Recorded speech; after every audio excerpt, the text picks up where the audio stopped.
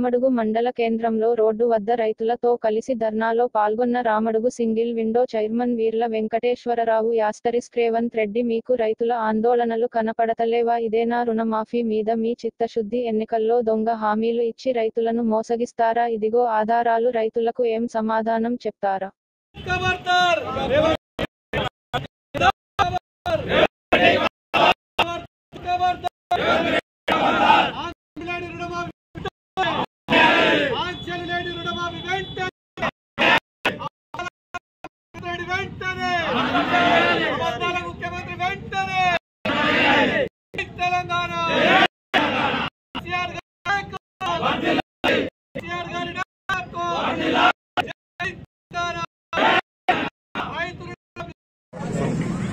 Party పిలుపు మేరకు అన్ని మండల కేంద్రాల్లో చేయదలిచినటువంటి ధర్నా కార్యక్రమాన్ని ఈరోజు మేము రామడుగు మండలం చొప్ప నియోజకవర్గంలో చేసుకోవడం జరిగింది.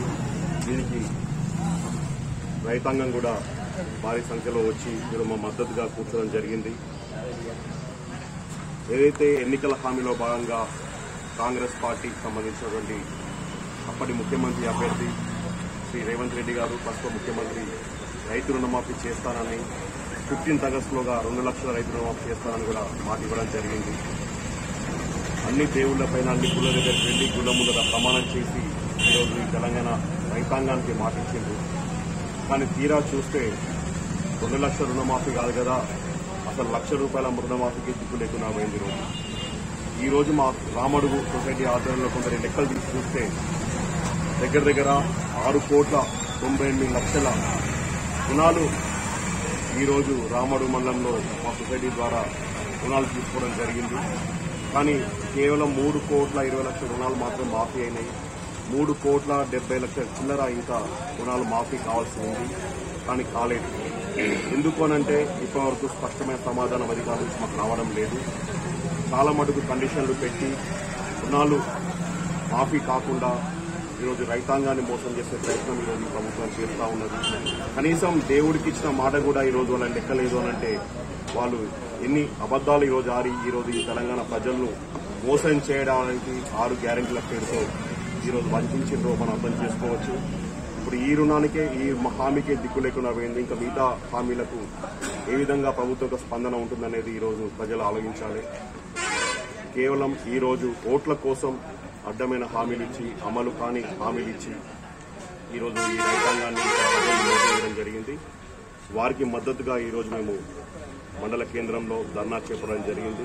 దయచేసి ఇప్పటికైనా కనీసం ఈ ప్రభుత్వం మేల్కొని వారిచ్చిన హామీ మేరకు వారు ఏదైతే ఈరోజు ఈ రైతాంగానికి హామీ ఇచ్చిండ్రో ఆ హామీ మేరకు ₹2,00,000 రుణమాఫీ అన్కండిషనల్ గా, అంటే ఎలాంటి కండిషన్స్ లేకుండా అమలు చేయాలని కూడా మేము టీఆర్ఎస్ పక్షాన ఈరోజు కోరుకుంటున్నాము. అంతేకాకుండా 2014 నుంచి 2023 వరకు కూడా ఏదైతే 9.5 సంవత్సరాల టీఆర్ఎస్ పాలనలో దగ్గర 41,000 కోట్ల రుణాలను మాఫీ చేయడం జరిగింది.